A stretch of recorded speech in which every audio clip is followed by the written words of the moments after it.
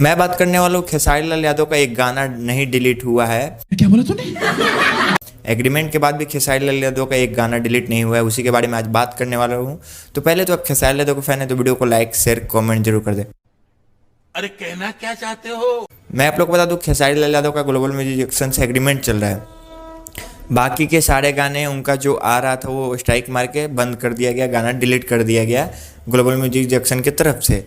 लेकिन खेसारी लाल यादव का एक सॉन्ग आया था डबल खिड़की, वो अभी तक डिलीट नहीं किया गया है। वो अभी तक बवाल मचा रहा है खेसारी लाल यादव का ये गाना डबल खिड़की, जो कि ये सॉन्ग पे व्यू आ चुके हैं 40 मिलियन।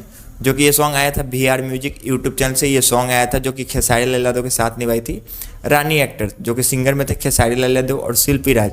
जो कि ये गाना डिलीट नहीं किया गया था, क्या मालूम क्यों डिलीट नहीं किया गया था और क्यों स्ट्राइक नहीं आया था।